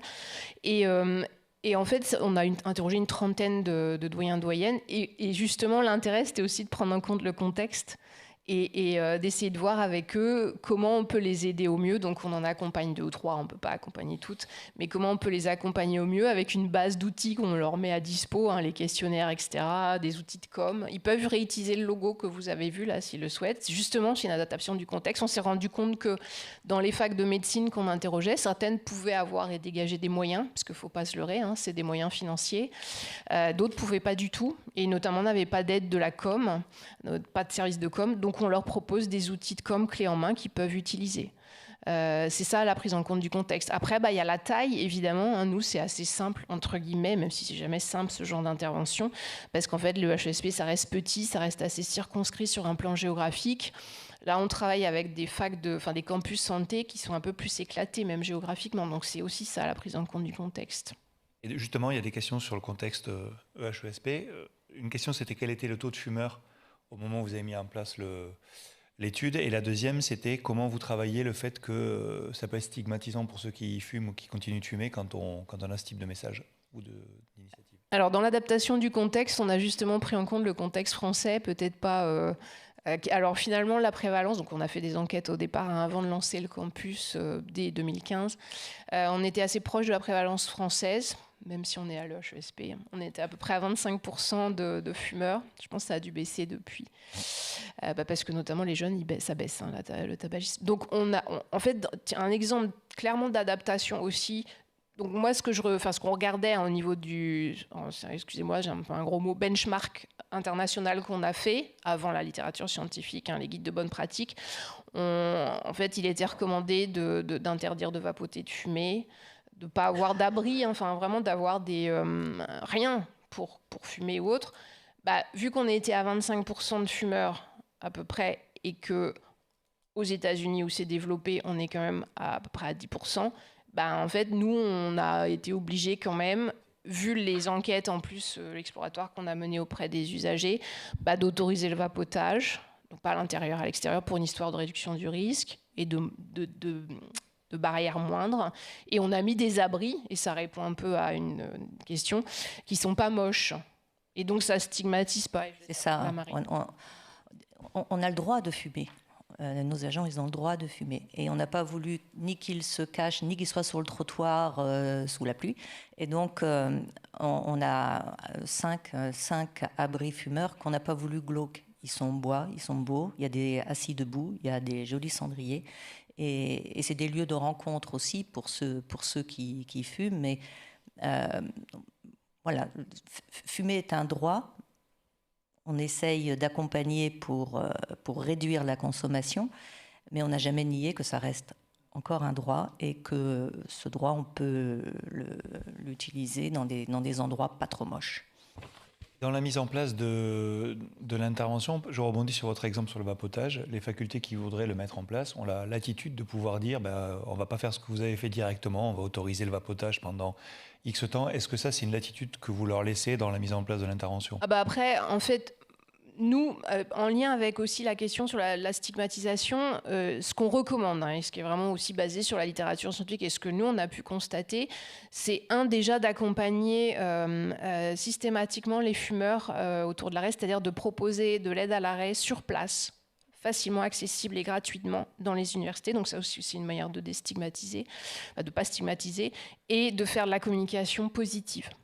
Donc type moi sans tabac, on fait plein de trucs hyper festifs à l'EHESP autour. Mais on n'est jamais sur de la communication négative. Je ne dis pas que je suis contre la communication négative, mais dans ce cas-là, en tout cas, ça n'a pas d'intérêt. Donc en fait, ce qu'on propose aux universités, on va voir ce que ça va donner, c'est qu'elles pourront utiliser notre logo, qui est déposé à l'INPI, et donc nos outils de com si elles le souhaitent, à condition de mettre en place les principales composantes que du coup... Un peu les ingrédients ou les fonctions clés dans Exactement. Et que donc, il y a une doctorante qui travaille là-dessus justement, à la fois la com, l'aide à l'arrêt, et puis surtout, un point très clé et qui aussi est une manière d'adapter le contexte français par rapport au contexte anglo-saxon, c'est le respect. Parce qu'un campus sans tabac qui n'est pas respecté, ça ne sert à rien pour dénormaliser et atteindre les objectifs. Donc on met vraiment l'accent sur le fait d'avoir des ambassadeurs qui sillonnent le campus pour vraiment faire respecter, parce qu'il ne faut pas se leurrer, même si à l'EHESP on est vraiment bien avancé, il y a encore des cas de non-respect, même s'ils sont rares. Et également un système de sanctions. Alors ça c'est pareil, l'adaptation à ça c'est très tabou. Alors du coup quand on parlait avec les doyens et doyennes de fac de médecine, c'est une question qu'on leur posait, c'est pas simple. Mais on veut vraiment dans le kit un peu qu'on leur propose, s'ils veulent adopter la marque et les outils, on leur demande vraiment de réfléchir et de mettre en place de l'aide à l'arrêt, de la communication positive régulière, de réfléchir à un minimum à de la sanction et puis en tout cas d'avoir des ambassadeurs qui sillonnent le campus pour aider à faire respecter. Et juste avant, dernière question, avant qu'on puisse partager tous ensemble, vous avez dit au début, c'est en lien avec une question du chat, que la recherche était venue après. Et donc, c'est un peu une différence avec ce qu'on a vu. Il y avait un modèle théorique initial, c'est venu en même temps, là, c'est venu après. Donc, il y avait une question qui était, finalement, comment on peut faire, je relis la question, pour continuer à déployer des actions qui s'inscrivent qui ne s'inscrivent pas initialement dans une RISP, donc dans une recherche, en assurant un minima des impondérables pour la transférabilité. Donc, comment vous êtes partie a posteriori et comment vous avez finalement fait de la recherche alors que votre intervention, elle existait avant même que la recherche ne soit pensée. Ouais, en 3 mots. En fait, je pense que finalement, on a mis de la recherche dedans parce que moi, j'y étais. Parce que, enfin, je veux dire, je me dis pas que je suis la recherche, c'est pas ça du tout, mais moi, je peux pas fonctionner sans recherche. Donc, j'ai forcément j'avais la théorie de l'action raisonnée en tête, donc je disais, il faut changer les normes, il faut changer le self-efficacy, etc. Donc, de base, après, on l'a rajouté avec plein d'études très précises qui nous ont aidé à améliorer la formation des ambassadeurs, etc. Mais à la base, on avait déjà un ingrédient recherche, je pense. Oui, c'est ça. Et puis, on s'est rendu compte qu'on capitalisait des infos au fur et à mesure de nos questionnaires auprès des personnels au temps zéro, avant la mise en place du campus, puis à 1 an, puis à 2 ans. Ouais. Puis toutes les promotions entrantes, les étudiants, un questionnaire à l'entrée, un questionnaire à la sortie. Est-ce qu'ils ont réduit les usages? Est-ce qu'ils ont appris, qu'est-ce qu'ils ont appris à cette occasion, comment est-ce qu'ils comptent, puisque nous on forme des futurs dirigeants de santé, comment est-ce qu'ils comptent se servir de ce qu'ils ont vu de notre pratique dans leur métier futur. Donc on a comme ça vu s'entasser des résultats de questionnaires et c'est vrai que ça aurait été trop dommage de ne pas en faire quelque chose. Je me permets de poser la question parce que je pense que ça va être repris dans la journée. On a aussi, je dirais même souvent, des sollicitations alors que les interventions sont déjà mises en place. C'est extrêmement rare d'être sollicité dès le début en tant que chercheur et donc souvent on a des interventions qui sont mises en place, donc cette question est extrêmement pertinente. Comment on cale la recherche et comment on peut penser à la transférabilité alors qu'au départ on a mis en place une intervention juste parce qu'il fallait qu'on agisse, quoi. Donc, si je ne me trompe pas, on a une 20aine de minutes, on dit jusqu'à 12h30 puisqu'on avait commencé un peu en retard. Est-ce que vous avez c'est le moment d'échange avec tout le monde ici présent? Est-ce que vous avez des questions? Oui, je vais passer le micro, comme ça ce sera plus simple. Philippe. Oui, bonjour, Jean-Philippe Pampana. Moi, je dirige une équipe de recherche INSERM sur l'épidémiologie des maladies cardiovasculaires. Déjà, merci pour toutes ces interventions. Et j'avais une question un peu qui est assez transversale, notamment sur les populations générales, que ce soit les interventions sur l'activité physique ou le tabac. Je ne sais pas si c'est un choix. Ma question, c'est qu'est-ce qui a fait que vous choisissez l'intervention, enfin, évidemment, les bénéfices sur la santé, mais pourquoi finalement l'activité physique ou le tabac, alors qu'on sait bien que les maladies, enfin, la santé, c'est multidimensionnel. Et donc, est-ce que vous avez un projet d'élargir le champ d'intervention, si je pense aux écoles, par exemple, sur l'alimentation qui est liée, sur le sommeil, ou est-ce que vous êtes heurté à des barrières de mise en place? Est-ce que vous avez prévu d'élargir un peu le protocole? Et si vous l'avez fait, est-ce que vous pouvez témoigner un peu sur les difficultés à la mise en place? On répond directement? Oui, non, mais à Epidor et dans l'éducation nationale, on travaille sur l'activité physique, mais sur l'alimentation. On a un programme d'éducation à l'alimentation durable, à l'éducation au goût, à l'équilibre alimentaire, enfin toutes les dimensions de l'alimentation. D'ailleurs, c'est un sujet intéressant parce que là, le contexte est très, très important et très complexe, et très global sur les questions d'alimentation, y compris publicitaires, socioculturelles, enfin socio-économiques. Et puis on a aussi un travail sur le soleil et on travaille actuellement même sur les expositions aux toxiques dans la maison, dans l'école, dans le lieu de travail et de l'air. Donc on essaye d'avoir une approche multidimensionnelle et au-delà de cette approche multidimensionnelle, mais ça c'est un peu mon dada, je pense il faudrait aussi essayer d'aller vers une approche globale, ce qui est un peu différent du multidimensionnel, c'est-à-dire du point de vue éducatif. Mais je réinterviendrai tout à l'heure peut-être, essayer d'avoir une approche globale dans l'éducation. Parce que dire à un enfant qu'il suffit de ne pas boire ou de ne pas fumer ou de bien manger pour être en bonne santé, c'est une approche très restrictive et c'est pas très éducatif en fait. Oui, non, Jean-Louis a bien... Voilà, Epidor, c'est le département prévention de l'Institut du cancer de Montpellier. Donc, par rapport au cancer, effectivement, on a plein de déterminants et on va proposer des programmes en fonction des déterminants et avec, si possible, une approche globale. Mais c'est vrai que le grand défi, on reste quand même sur la promotion de l'activité physique. C'est notre message, même si, effectivement, on a eu pas mal de sollicitations. Parce que comme ça marche bien, on veut nous faire faire aux enfants des cubes carottes, des cubes haricots verts, etc. Bon, là, nous, c'est plutôt l'idée. Voilà, on est sur la promotion de l'activité l'activité physique. C'est aussi bien sûr en passant par le fait que c'est un jeu, que c'est très ludique, que tout le monde participe, et puis qu'il y a l'idée aussi que ça va un peu se contaminer en fait aux autres déterminants, et puis qu'effectivement on va agir sur la qualité de vie et sur le bien-être global de l'enfant par l'activité physique. Par contre, juste, il y a une grosse limite, par contre, c'est les appels à projets et le financement. Voilà. Je pense qu'il y a pas mal de gens d'accord là. Pour compléter à l'EHESP, on a commencé par le tabac parce qu'il y avait un vrai sujet, mais on est plus largement sur la promotion de la santé avec l'alimentation au self, le Nutri-Score, les plats végétariens. Et puis, depuis peu, l'alcool est également interdit en journée. On a commencé par ne plus rembourser les consommations d'alcool sur les frais de déplacement. Voilà, donc c'est déduit du remboursement. Voilà. Et aujourd'hui, les moments de convivialité en journée, c'est-à-dire avant 18h, les pots, les anniversaires, les départs et tout ça, c'est sans alcool. Et plus d'achat d'alcool, jamais. Donc si je vous invite à un jury de thèse, vous ne pourrez pas boire d'alcool le midi. Hein. Dans l'après-midi. Alors le challenge, c'est aussi, on va essayer, on va voir, mais alors oui, ça aussi, c'est pris en compte du contexte qui est effectivement, comme vous le disiez, peut-être, on va voir, un peu plus sensible que le tabac. On va essayer d'embarquer le HESP dans le défi de janvier, dans le Bright January, en partenaire un peu officiel. Donc on a évidemment l'engagement de la directrice là-dessus, ce qu'on ne l'a pas dit en amont, mais le point clé, je pense, sur les interventions, qu'elles soient basées sur la recherche ou pas, c'est vraiment qu'il y ait un portage institutionnel fort au niveau de la direction, sinon rien ne marche. Juste, on ne va pas se cacher quand même qu'on a des élèves qui vivent sur le campus et qu'après 18h, et les fêtes, elles existent toujours. Elles ont leur vertu aussi et qu'on sait que fumer, c'est moins déjà. Mais bon, l'alcool, il y en a encore un peu quand même. Oui, du coup, ce que vous racontez sur le tabac pourrait se décliner à l'alcool. Comment on crée un environnement protecteur et sécure quand il y a de la consommation. L'enjeu, il est là. Et de créer un environnement convivial. Vous parliez d'un petit abri en bois. Oui, il est confortable de s'asseoir. Eh ben, il va falloir penser exactement les mêmes choses. L'interdit d'alcool fonctionne pas.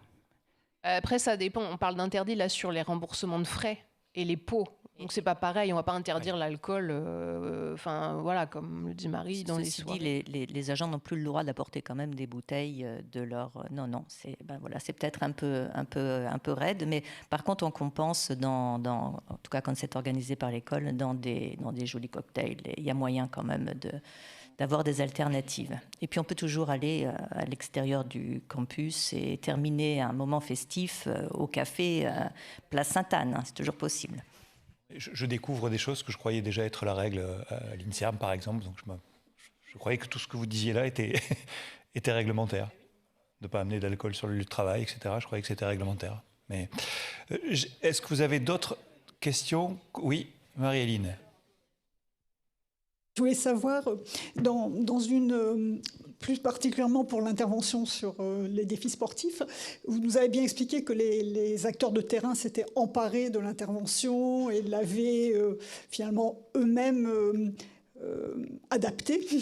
Et finalement, pour l'évaluation, il vous fallait un groupe non exposé. Et comment vous avez pu, est-ce que ça vous a gêné justement cette dissémination? Est-ce que vous avez pu définir un groupe d'enfants non exposés à l'intervention? Est-ce que cet aspect de contamination n'a pas été un problème? Oui, alors c'est pour ça quand on a fait l'essai randomisé, on a randomisé à l'unité de randomisation était la communauté de communes. Parce qu'effectivement, c'est ni, encore moins l'élève, hein, mais ni la classe, ni l'école, puisque effectivement, l'idée c'est que même des écoles qui ne participaient pas aux grands défis pouvaient être contaminées, entre guillemets, par les actions menées par les communes. Donc effectivement, on a tenu compte de ça, et après, on a tenu compte évidemment de l'effet cluster avec des corrélations interclasses. Et selon les variables, on s'aperçoit que la contamination, elle a surtout lieu du coup quand même au niveau de la classe. C'est-à-dire qu'effectivement, on a beaucoup de corrélations du coup dans la classe, un petit peu moins au niveau de l'école. Pendant que le micro circule, il y a une question sur le chat que j'avais envie de vous poser, c'est quelles ressources pratiques pour prendre en compte le contexte dès le début de l'intervention, sans faire appel à une équipe de recherche, parce que ce n'est pas forcément toujours possible. Est-ce que vous auriez une réaction là-dessus? Puisque là, on a des binômes chercheurs-acteurs de terrain. Est-ce que vous avez envie de réagir? La question, c'est est-ce qu'il y a des outils pratiques, j'imagine, ou est-ce qu'il y a des ressources possibles pour mieux prendre en compte le contexte dans ces interventions sans forcément devoir passer par une collaboration avec une équipe de recherche pour le faire? Déjà, il me semble que quand les gens qui sont formés en prévention, ils ont quand même des outils, tout ce qui est outils diagnostiques, les matrices SWOT, le fait de prendre en considération les populations sur lesquelles on les bénéficiaires, des interroger, les outils méthode Cali, il existe des grilles d'ailleurs, pour ça je précise qu'il existe aussi des outils, des grilles. C'est des outils que, même sans être chercheur, on propose d'utiliser, en tout cas dans nos enseignements, tous et toutes. Et puis, en fait, il me semble que les personnes qui conçoivent les interventions, elles viennent avec leur contexte propre, leur savoir, formel ou informel, conscient ou inconscient, et que ça, en soi, c'est une intégration du contexte. Ils viennent avec une expérience professionnelle, un parcours, un savoir qui va intégrer dans la genèse de leur intervention ces différents éléments de contexte qu'eux perçoivent. Peut-être qu'il n'y aura pas tous les éléments de contexte, qui n'auront pas connaissance de tout le contexte, qu'il soit exogène ou endogène, mais finalement, ils auront quand même une appréhension du contexte plus ou moins formalisée. Si je puis me permettre de compléter du côté justement des IREPS, on accompagne les acteurs de terrain. Quand on dit qu'on les accompagne, c'est qu'on part de leurs propres problématiques et des ressources disponibles, si on veut décrire un peu le contexte, et qu'on va leur proposer des outils pour construire l'intervention à partir de données probantes, mais une construction d'intervention qui va reposer sur les éléments du contexte. Donc ça vient justement, et c'est bien l'idée pour que ce soit approprié, parce que c'est quand même ça aussi l'enjeu dans cette affaire-là, c'est que plus on est ancré dans les ressources et les envies et les besoins d'un territoire ou d'un site, plus ça va se pérenniser et va être approprié. Et donc c'est aussi pas juste l'intervention, mais comment ça continue, quoi. Je pense que c'était important de préciser ça aussi. D'autres? Oui. Il y a une question ici, après une question là-bas. Oui. Très bien, je te donnerai le micro. J'avais juste une réaction par rapport au campus sans tabac, parce que c'est une initiative que je connais et que j'adore. Mais sur la transférabilité, parce que malgré le fait que vous ayez pris bien en compte le contexte à l'EHESP, moi je connais aussi le contexte des campus santé, sur lesquels vous avez décidé là, de vous attaquer, entre guillemets. Non, c'est un peu dur comme terme. Mais pour la transférabilité, ça va être, malgré le fait qu'on ait bien pris bien appréhendé le contexte de l'EHESP, je pense que la transférabilité sur les contextes campus santé, ça va être vraiment une autre affaire, une autre paire de manches, parce que il y a vraiment une organisation, je pense, qui parfois est très peu soutenante dans les campus santé. Je parle bien sur les lieux de stage des étudiants, la cigarette sociale en bas du service, sur le côté du bâtiment, la cigarette qui est très très liée à la pause dans les bibliothèques universitaires. Et si la bibliothèque universitaire, pendant les préparations de concours, etc., n'est pas aussi partie prenante, je pense que ça va être très compliqué. Enfin, c'est des défis qui vont être qui peuvent se relever facilement. Mais voilà, je suis sûr que sur les campus santé, l'implantation du campus sans tabac va être vraiment parfois très difficilement assimilée par les étudiants en santé. Et aussi, autre chose, il y a les ambassadeurs et ambassadrices campus sans tabac à l'EHESP qui sont vraiment super efficaces et qui font une super communication dans les promotions. On leur dira. Voilà, mais du coup ces ambassadeurs-là, faut vraiment les trouver dans les campus santé, donc via les associations d'étudiants en santé, qui parfois sont eux-mêmes, on va dire, des associations qui sont là aussi pour le côté festif. Et c'est-à-dire que leur mettre une mission de santé sur le tabac, sur la promotion de la santé et le fait d'interdire le tabac à leurs collègues qui sont en situation de stress, de préparation de leur concours, etc., je pense que ça va être assez tendu. Et si les doyens ne se mettent pas en lien direct avec leurs associations étudiantes, ça va être... voilà. Ça va peut-être être un petit peu plus compliqué que ces ambassadeurs qui sont dans l'école, vraiment dans les promotions. Et c'est comme s'il y avait une association Campus sans tabac dans l'école qui œuvrait avec différents étudiants, quoi. Voilà. Peut-être deux réponses. En fait, si on a proposé dans le projet INCA d'interroger tous les doyens et doyennes de fac de médecine, c'est pas innocent, c'est pour repérer ceux qui sont les plus motivés. je pense qu'on ne peut pas, je l'ai dit tout à l'heure, du coup je le répète, je pense qu'on ne peut vraiment pas partir sur des projets d'intervention, quels qu'ils soient, et je pense que vous vivez exactement la même chose, si on n'a pas la hiérarchie et la direction qui est motivée, parce que ça veut dire qu'elle va déclencher du temps pour des ressources financières, des ressources humaines, et qu'elle va emporter le projet, même de manière symbolique, hein, en parlant à la presse, etc. Donc ça, c'est vraiment le point clé de ce qu'on essaye de faire. Pour l'instant, on accompagne, on aura peut-être plus de budget après, mais pour l'instant, on va accompagner 2 ou 3 campus santé, et on sait que ceux qu'on va accompagner, on leur fait beaucoup confiance sur leur qualité. Voilà, c'est par exemple Bordeaux, voilà, donc on connaît bien leur intérêt pour la prévention. Et puis l'autre point, c'est que je suis moins pessimiste que vous sur les campus santé, parce que vous avez quand même le service sanitaire. Après, les ARS vont aussi proposer des budgets, puisqu'en fait, les campus en tabac font partie du plan national tabac. Donc, il sera possible d'embaucher des ambassadeurs comme nous on le fait. Hein. Nous, ce sont des étudiants qu'on paye, hein, les ambassadeurs de l'EHESP. Donc, voilà, ça sera possible aussi à faire à partir du moment où ils auront un budget. Là où, à mon avis, ça va peut-être être une autre paire de manches, si je puis dire. On a un projet, le même, financé par l'ARS Bretagne, mais sur l'ensemble des lieux d'enseignement supérieur. Donc là, on est en train de commencer à faire des entretiens sur l'ensemble des lieux d'enseignement supérieur, donc les écoles de commerce, les écoles d'ingénieurs, les IUT, Infocom, enfin voilà, les facs de littérature. Je peux vous dire que là, la culture de santé, même si je dis pas que tous les doyens étaient super motivés, hein, mais la culture de santé est telle que là, on va avoir du mal, pour le coup, je pense, à vraiment transférer ne serait-ce que l'intérêt, la motivation, et transférer le dispositif de par les contextes justement disciplinaires extrêmement différents, extrêmement éloignés de la santé, quoi. Alors, oui, ça marche. Non, mais j'avais une question surtout pour les programmes, les dispositifs Vitae, parce que c'était dit très vite, mais je trouve ça très important de tous les projets qu'on a vus. C'est les projets qui parlent aussi de la participation des usagers ou des personnes concernées. Et c'est triptyque qui arrive jusque cette participation des personnes concernées dans la conception de l'intervention, et après je n'ai pas eu plus de détails sur la question de la mise en place. Je voulais juste avoir un petit mot à ces sujets, comment ils ont été intégrés, à quel niveau, et quels ont été rapidement, je ne sais pas si on peut répondre très rapidement à ces questions, dans tous les processus de l'intervention. Oui, au moment de la modélisation, on avait un groupe qu'on appelait la participation. Et concrètement, c'était des temps collectifs d'élaboration qu'on a appelés les rêves de comptoir. L'idée, c'était d'avoir accès à leurs besoins, de déconstruire quand même assez rapidement ce qu'elles pensaient qu'on voulait entendre. Et c'est pour ça qu'on est passé par le rêve, pour pouvoir rêver à l'offre de soins idéale, à l'alcool idéal, aux soignants idéal. Et ils ont contribué, on a co-construit avec eux beaucoup d'outils pour mettre à disposition sur leur vécu. Je pense à des affiches qu'on a construites avec eux sur ce qu'on a entendu toute notre vie et ce qu'on aurait aimé entendre.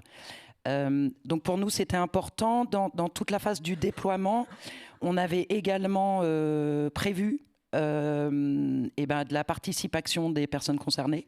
Et avec le Covid, c'est un des paramètres, enfin un des périmètres de la recherche qui a sauté.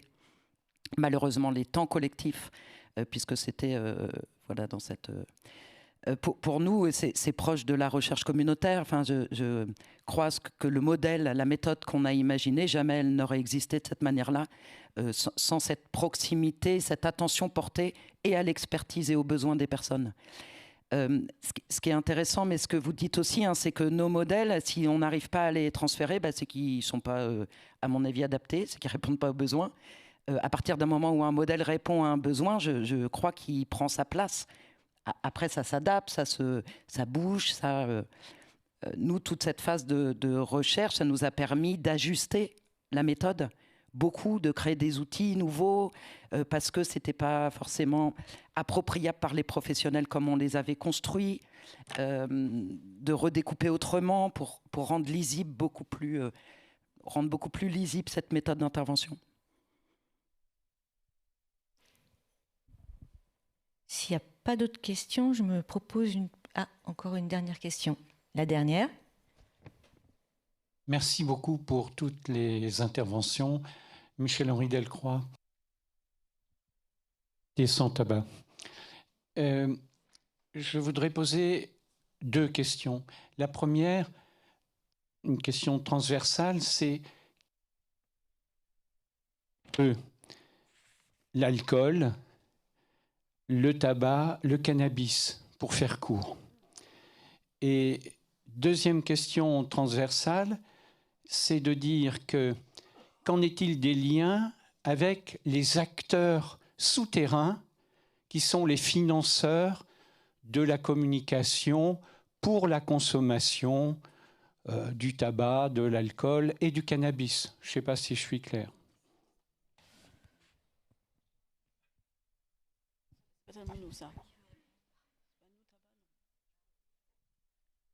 Bon, c'est très vaste ce que vous... Nous, ce qui nous importait, c'était plutôt d'intervenir auprès des personnes dans leur vie réelle. Donc, toute la question du lobbying alcool, il y a d'autres acteurs qui sont très vigilants à ce qui se passe. Pour nous, une société sans drogue, c'est pas demain. Donc, on agit avec le réel. Donc, on accompagne les personnes. Il y a bien sûr des concomitances de consommation. Par contre, pour nous, c'est important autant que faire se peut, on ne juge pas les consommations. Il y a des consommations plus acceptables que d'autres. Le tabac en est une plus acceptable. À la fois, c'est 75 000 morts, 72 000. C'est une consommation très acceptée. C'est celle dont on meurt le plus. L'alcool, c'est 41 000.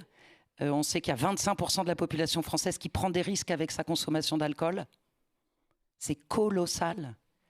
Et le cannabis, on sait que c'est moins en termes d'impact sur la santé. Il y a moins de risques à consommer du cannabis qu'une drogue illégale que de l'alcool, par exemple. Donc voilà, il faudrait qu'on puisse réfléchir sans jugement, je crois, à toutes ces questions-là, sur les consommations. Peut-être sur la deuxième partie, le lien avec les acteurs économiques, parce que c'est mon cœur de métier de chercheuse, parce que je travaille sur les déterminants commerciaux de la santé. Quelle que soit l'intervention, je dirais, qu'on soit sur l'activité physique, l'alimentation, le tabac, l'alcool, il faut toujours se poser la question du contexte concurrentiel. Je fais un super lien quand même. Parce qu'en fait, on l'oublie souvent, je trouve, en prévention. C'est-à-dire que c'est très bien tous les messages qu'on peut diffuser et qui fonctionnent parfois très bien en termes individuels, mais il faut se poser aussi la question de l'environnement. Et tant que, par exemple, sur l'alcool, vous aurez énormément de publicité dans l'environnement des enfants, dans la rue, sur les réseaux sociaux, un lobby très fort qui casse toutes les régulations evidence-based que l'on peut proposer au niveau de l'OMS ou autre, les interventions, aussi belles soient-elles, aussi intéressantes soient-elles, eh bien, elles seront forcément diminuées en termes d'impact. Donc c'est vraiment important de prendre en considération aussi ce contexte commercial que souvent on oublie beaucoup dans les interventions de prévention. Je parle de l'alcool parce que le tabac, il y a heureusement beaucoup moins de publicité, même s'il y en a encore. Et ça, je pense que les acteurs de la santé et de la prévention oublient beaucoup trop ce contexte très général et économique. On va devoir conclure et je me permets juste de répondre à une des questions du chat. Sur les modèles conceptuels des sciences de l'implémentation, on en parlera probablement dans d'autres sessions. C'est pour pas trop déborder, mais voilà. Oui, on ne va pas épuiser le sujet dans la première session, il y en a encore 2 derrière. Juste 2-3 petites prises de notes transversales, et j'espère que je vais reprendre un peu ce que vous vouliez évoquer. En fait, on se rend compte quand même que quand il y a un contexte favorable, à savoir des gens qui sont financés avec du temps pour pouvoir penser les choses en amont ou pendant, ça aide quand même beaucoup. Donc je pense que c'est quand même vraiment quelque chose qui ressort de façon transversale de votre affaire. Par exemple, il y a des gens qui font partie du contexte favorable. On se pose la question aussi, quand vous écoutant des acteurs ressources et des acteurs de terrain, vous pouvez être en lien avec le terrain, mais en fait acteurs ressources au sein de l'institution. Je pense que c'est intéressant aussi cette distinction entre les 2 types d'acteurs, parce que en fait c'est ça qui va faire la médiation aussi pour développer la recherche interventionnelle. Ça ça ne veut pas dire que voilà, tout le monde ne va pas forcément... Et on voit aussi, en tant que chercheur, impliqué en tant qu'acteur sur son territoire, finalement, on va mobiliser aussi les choses. Donc, c'est ces espèces de situations de passeurs aussi qui me semblent très importantes. On a entendu fonctions clés, composantes, tout ça. J'ai l'impression que c'est quelque chose qu'il va falloir qu'on s'attache à éclaircir, parce qu'il y a des moments, c'est entendu comme un indicateur. Il y a des moments, c'est entendu que, enfin voilà, ou un critère d'évaluation. Enfin, il y a quand même des éléments qui, à mon avis, sont assez mouvants là, et on est encore un peu dans le flou, même si on voit bien que c'est ce qui va permettre l'adaptabilité. Enfin, la fonction clé justement va laisser la forme libre et permettre une adaptabilité et une appropriation par le contexte. Et ça, je pense que c'est une piste très importante. Mais c'est encore un peu flou aussi par rapport à ça. Il y a la question aussi on a parlé de partir avec des gens volontaires, des gens motivés, comme un critère qui était quelque chose qui serait une condition en fait un peu de l'affaire. Mais comment on crée ce volontariat et cette motivation à y aller? Et ça, c'est encore un peu, je trouve, un petit peu flou. Et puis enfin, la question finalement aussi en vous entendant sur le côté, on va proposer des choses pour améliorer la santé des personnes. On voit bien que des fois ça peut tirer un peu sur justement qu'est-ce qui est bon pour les personnes et la question de la démocratie en santé d'une façon générale. Et on va interroger les gens, mais on les interroge sur quoi? Sur leur motivation, sur ce qui est important pour eux ou sur ce qu'on voudrait pour eux et voir comment c'est possible de le faire pour eux. Donc on voit quand même il y a des choses encore un petit peu à résoudre du côté de la démocratie en santé de ce côté-là. Et puis enfin, la question que je me pose en vous écoutant, c'est que quand on a monté un projet de recherche interventionnelle, qu'on a monté une intervention, comment on sort de la recherche pour être dans l'intervention? Comment est-ce qu'on passe le bébé et qu'on n'est plus le chercheur et qu'on passe aux acteurs de l'intervention les choses? Parce que ce que j'entends aussi un peu comme un petit nuage ou un petit risque qui planerait autour de tout ça, c'est que finalement on utilise la recherche interventionnelle pour financer l'intervention, alors que ce n'est pas son objectif. On est sur la dimension d'innovation, de recherche, et qu'après, il faut pouvoir penser l'émancipation de l'intervention issue de la recherche interventionnelle. Et j'ai l'impression que ça, il y a des moments, il faut lâcher le bébé, et je dis lâcher le bébé, il faut aussi que le bébé soit repris. Et c'est ça aussi la question qui va se poser. Et ce serait dommage que, justement, qu'on ne puisse pas articuler les deux choses. Voilà. Si ça peut résoudre un peu les choses. Merci. Merci pour cette conclusion.